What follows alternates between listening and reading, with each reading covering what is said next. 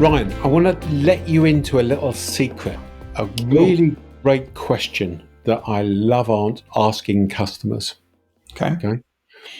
And I've learned to ask this question over the years because of many things that change. And the question is, has anything changed since the last time I spoke to you? Yeah. That's a good question. I find it a really interesting question and good question because what I found back in the day was that, guess what? Customers change their minds. Yeah. Yeah. And on many occasions, the danger is that you don't sort of realize the basis that they're coming from. So you've had a conversation with them 2 weeks ago, everything's fine. You assume that you're just continuing on with what you had before. And many times I've sort of got half an hour into a meeting with a client and they've suddenly gone, oh yeah, but we had a meeting last week and this happened, and you think, oh, okay. So that's coming now from left field. So I've learned over the years to ask that question. The reason I'm telling you all this is that today we're going to talk about why customers change their minds. Yeah, makes sense?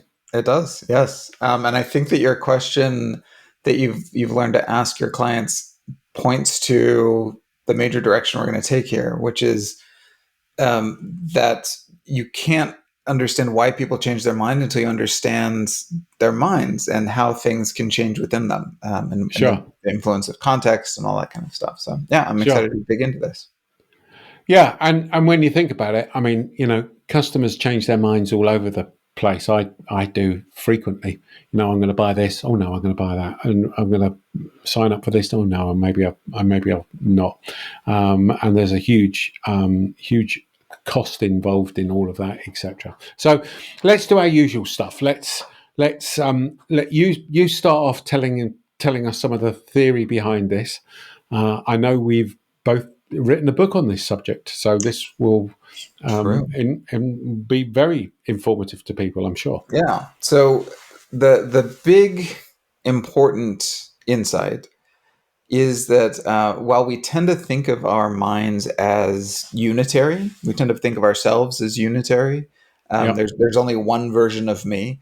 The reality is that we have multiple versions of ourselves that can become activated under different circumstances. So one of the major ones that was the topic of our book, and that's been discussed in a lot of places, is this distinction between what's called system 1 and system 2 thinking, or as we called it in our book, intuitive and rational thinking. So both your intuitive mind and your rational mind are you. They're still you, but they're two kind of different perspectives, different mindsets, different cognitive systems that we can apply to making a decision.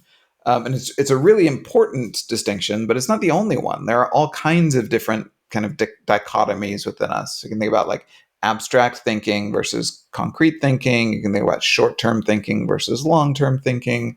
Think about more emotional kind of hot cognition versus more rational, cool cognition. Like you can think about different temporal perspectives, like thinking about me now versus thinking about me in the future. All of these are different versions of the self. So that's one key insight.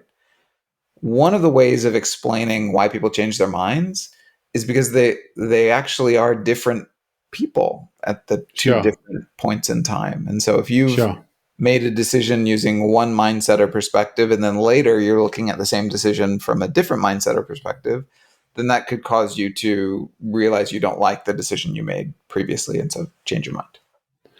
Yeah, and this is where I think it's fascinating, because clearly we named the podcast The Intuitive Customer to sort of try to highlight some of this stuff.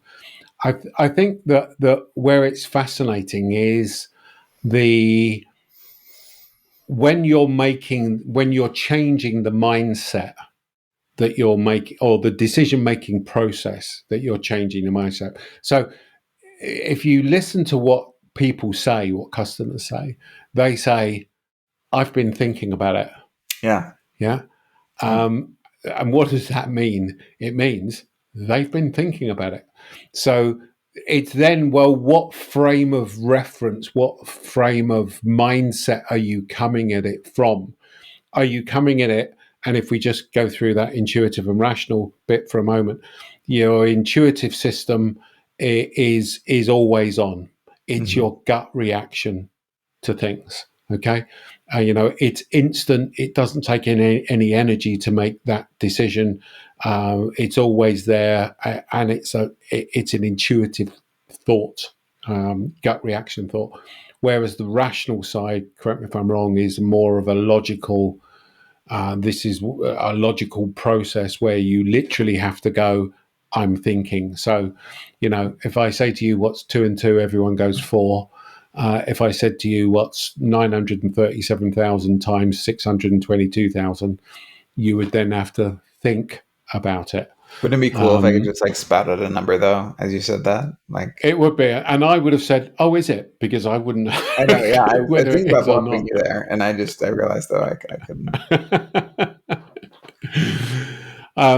But the rational side is therefore you having to physically think about it. So the interesting part becomes the juxtaposition between I'm changing the way of thinking, doesn't it?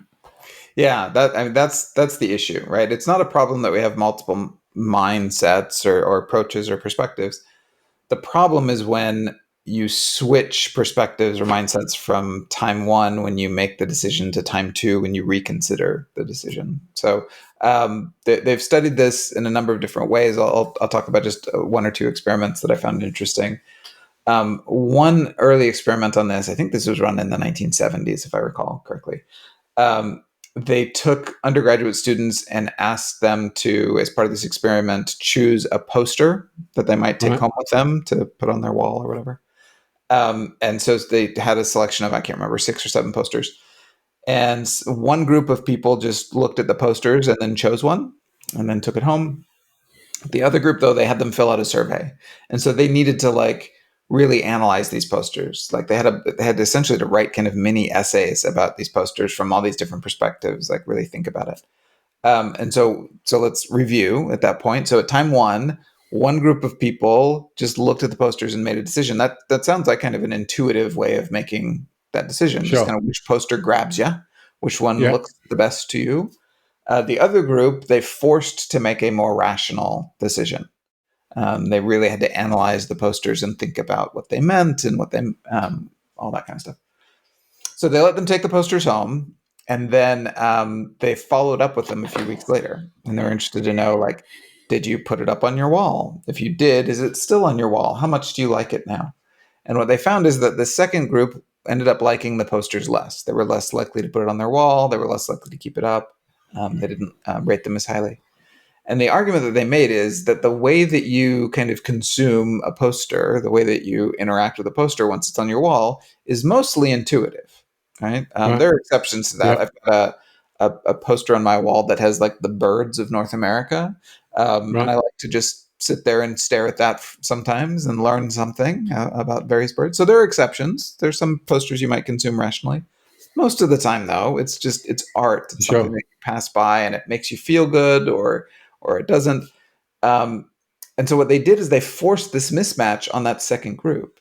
So I was Right. deciding very rationally about which poster I was going to choose, and then when I put it on my wall, I wasn't processing it in the same way, and so that group regretted their choice. Right? They reconsidered, they changed their mind about how much they Right. liked the poster.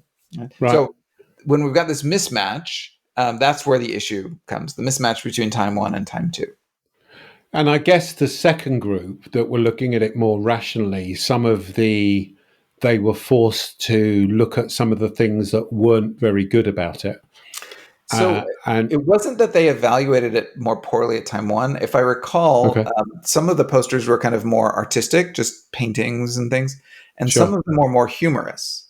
And what they Ah, found is that the group who was thinking about it more rationally were more likely to choose the funny posters because that gave them like reasons for choosing. Like, oh, I can see where this is very witty and it makes right. its point.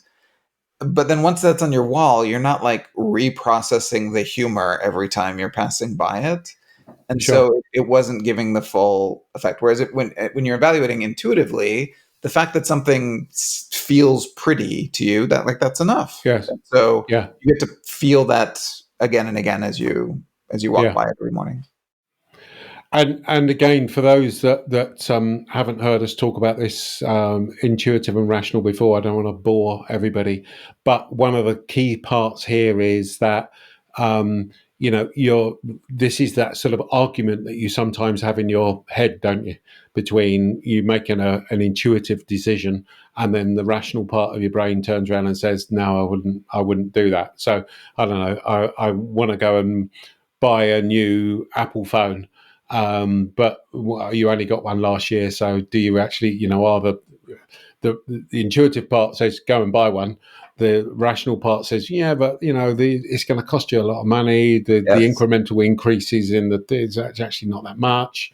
You're going to have to justify it to Lorraine, my wife. Should you really be doing it? So it's that constant back and forth, and I guess it's which one of those are you using to finally make the choice? Yeah. So I actually have some research on this, and that we published a little while ago, where we looked at one specific context in which people sometimes change their mind. And we ended up calling it these kind of decision delay tools. Okay. So that includes things like wish lists, sometimes the way we use shopping baskets online, Right. even like a physical list of things that you plan on buying, anything that kind of delays the decision. And what we found is that when people put items on a list and then come back to it later, they're less likely to buy it at time two than All if we right. just gave them Okay. the decision at time one. Right. And so we That ran makes this in a sense. number of different ways, including with like real choices that people could actually get the thing that they indicated they would be willing to buy. And the explanation that we have is very similar to what you just said. When you're evaluating things at time one, you're considering some of these like implementation things, like how much is it going to cost? How hard is it going to be to deliver? How hard is it to be to set up? Sure. But you're also considering a lot of like the exciting things, like how cool does this look? Like how exciting would it be? Sure. What we found is that when you put it on a list and say, I'll come back and evaluate this later, a lot of those kind of exciting attributes have already been processed. And so when you come back to Right. it, you focus a lot more on the logistical stuff, including Right. price, including Right. delivery and all those kinds of things. And Yeah. that's a lot of times a less compelling reason to buy something. And Sure. so, we argued that this is at least one potential reason for some shopping Sure. cart abandonment. It's part of the reason that you see a high propensity of people like not pulling things back off of their wish lists once they've Yeah. created No, I them. mean that makes a hell of a lot of sense actually, because I can think of occasions when I've done that.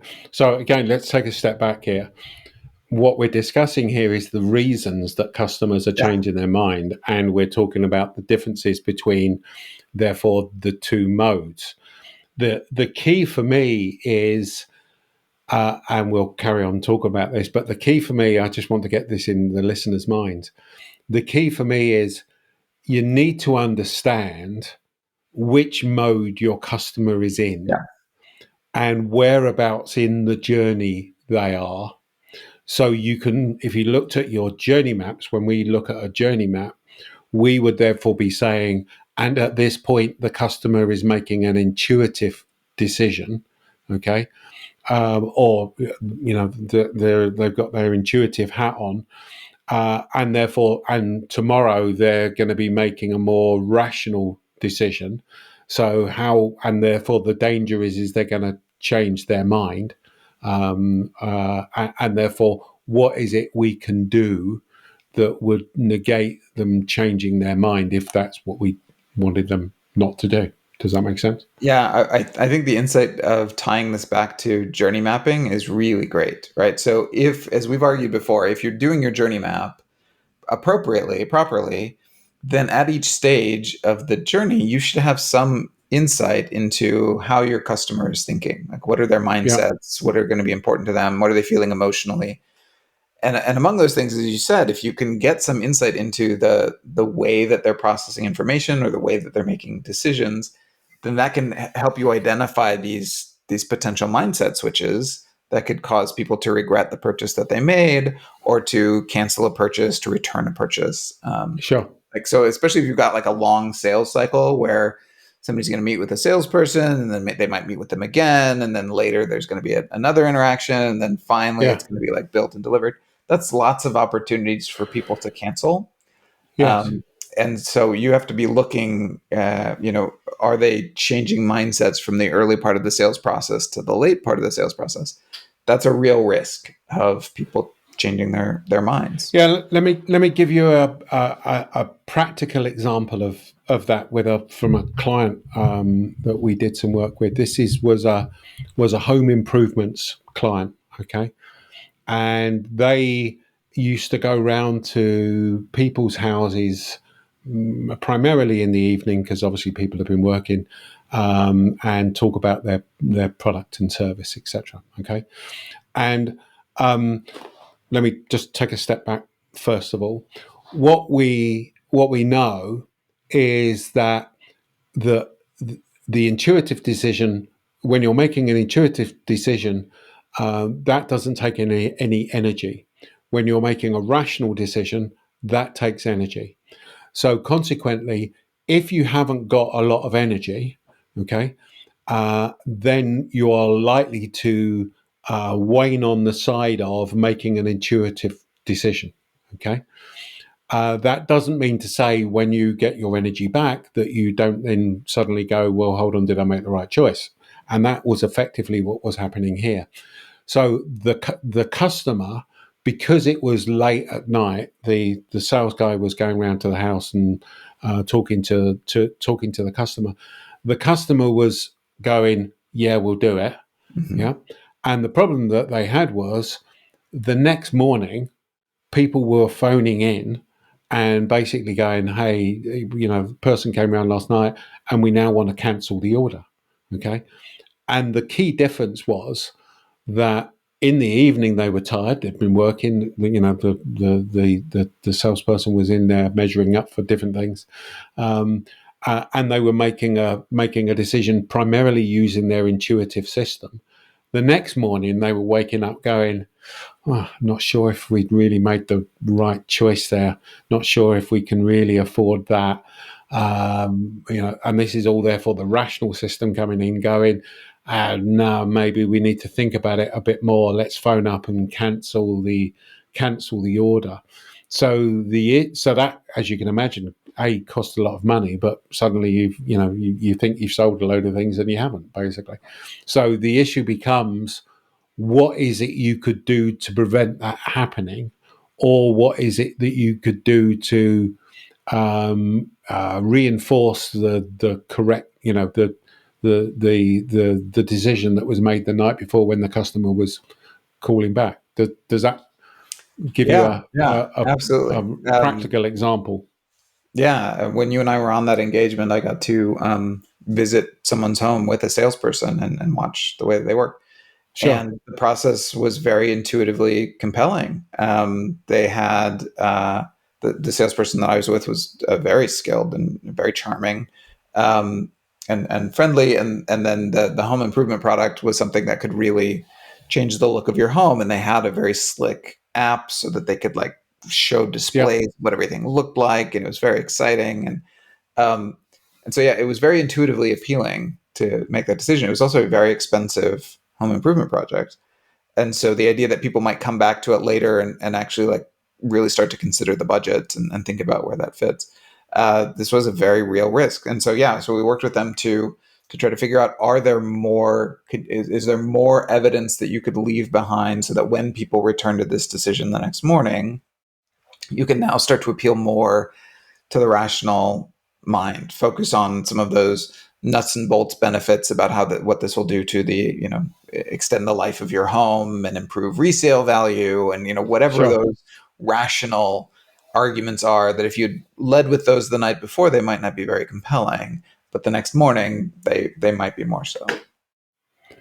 Yeah, and the key difference that I want to labour is the difference in the decision-making process. Yes. Yeah, Yeah. Different because if mindsets you, based on resource availability. Sorry, I interrupted you. Go ahead. yeah, no, absolutely. So, do you want to talk a bit about this whole thing of cognitive depletion, which sounds Sure. a Yeah. So, really grand little title, doesn't it? yes, sounds very fancy.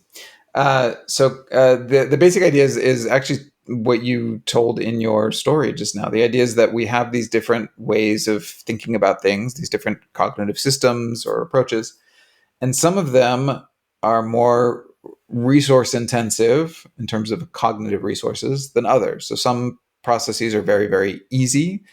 They're fast, automatic, intuitive, and some require more effort, cognitive effort, thinking about it. And so the basic idea is that we don't have limitless resources. If we're tired, if we're distracted, if we've already been doing a lot of hard cognitive work, if it's at the end of a long day, then we have fewer of these resources available to us, and that means that we're less good at self-regulation. So there's a reason that we cheat on our diets at midnight and not at 6 in the morning. Um, Sure, and then also that we're less willing to devote or less able to devote more resources to those additional decisions that we need to make. So this is one of the tools that you can use to try to figure out at each stage of the journey where your customers are likely to be. So, as you mentioned, if your salespeople primarily engage with people at the end of a long workday, it's pretty safe to assume that you're dealing with people who are cognitively depleted. Another engagement that you and sure. I worked on was for a health insurer Yep, with their phone bank, with their phone yep, center. People called in. And it wasn't until I listened to people calling into the phone center that I fully appreciated. The only time you call in and talk to your health insurer is when something's gone terribly wrong in your life. yep. And you're Maybe, stressed, and yeah, either you're sick or a loved one is sick.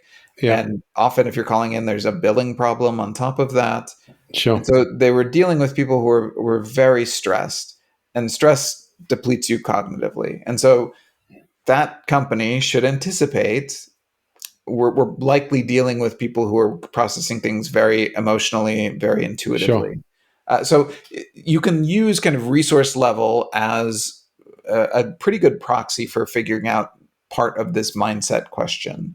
If you're dealing with customers who are very distracted, very emotionally wrought, frustrated, angry, people who are at the end of a long day, people who have just engaged in something that's cognitively taxing. Under all those situations, anticipate your customers are going to be more in an intuitive mode. Yeah, and I think that's important to then think about, because again, as you're just talking about it, it was making me think of, I don't know, you're a parent at home with kids, and all the kids are Yeah. shouting around the place, and you've got all of that distraction as well. So So another bit of research that I did on this. This is turning into the Ryan Research Hour, which I'm sure everybody wants to hear about. we're Um, not going on for an hour, are we? we are if we're talking about my research. Settle in, y'all.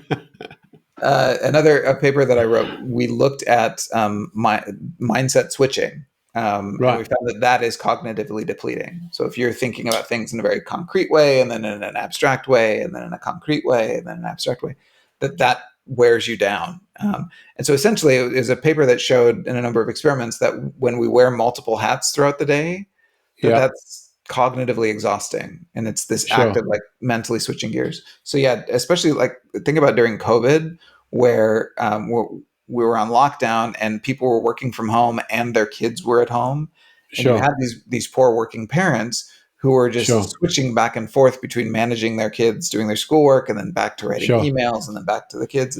So everybody was just exhausted, just Sure. depleted during And that. the whole stress of the situation Yeah, and and the stress everything of it else as that's well is around. also Yeah. depleting. Absolutely. Yeah.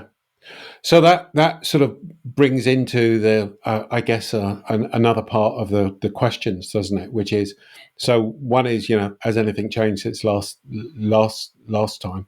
But to a certain extent, is also just, and I guess I do this intuitively, is in the preamble, just talking to the customer about how things going, Yeah. in terms of, how's your personal life effectively? It's not the question you would ask, but it's surprising how in that first 5 or 10 minutes when you're going through that social bit of finding out what they're doing is how stressed are things.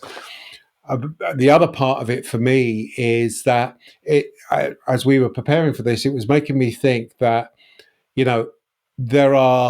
so what's the reason that people change their minds? Well, it's certainly to do with the decision making, but it's also to do with other information coming in, isn't it? Yeah. So it could be that, you go and talk to your boss and the boss turns around and says, oh yeah, but have you thought about this? Or the your budgets are cut, or it's that classic bit about you hadn't thought of one particular aspect that the customer is then making a decision on. So you need to understand that they're getting inputs from different places as well. Absolutely. Yeah. I mean, the mindset change is one cause. Information change is another, right? So it could Sure. be that even if I'm looking at this from the same perspective, if there's new information, if things have changed in the information context, that can also cause people to change their mind. So, anything? What are the practical steps? What would you suggest that people do as we wind this up? Well, one practical bit of advice is to make sure your journey map is complete. Do you have all Sure. the different important stages in there? What people are doing in terms of decisions, in terms of information they're processing, and importantly, what mindsets do you think that they're in? We've talked a lot about intuitive and rational. I think that's a great place to start. You don't need to limit yourself to that though. There are lots of different ways people make decisions. I mentioned briefly, like if people are thinking about things abstractly or concretely, or short-term perspective or long-term perspective, those can also be different mindsets that can change the way people make decisions as well. So look Yeah. for those shifts and then plan for them. Like, know that to get in the door, we've got to convince them intuitively. But once we're inside, we know that we've got to also follow up with more rational appeals as well. And so plan that into your decision, your journey process. Yeah. Absolutely. And when we do our customer journeys, we have what's the customer doing. We have the all those sort of rational aspects. What's the customer feeling? But also part of it was what decisions are they making? So and how are they making them? And are there any signs of is it late at night? Have they got kids? Whatever it may be, basically. So building that into the customer journey, I think, is a really important aspect of things, and not just looking at it from that rational perspective, which is the traditional way of looking at things. So I hope that's been of use. We hope your customers don't change their minds on you, and we hope that you don't change your mind on us. How about that for a link? And we look forward to talking to you next week. Okay, thanks very much, everyone. Cheers.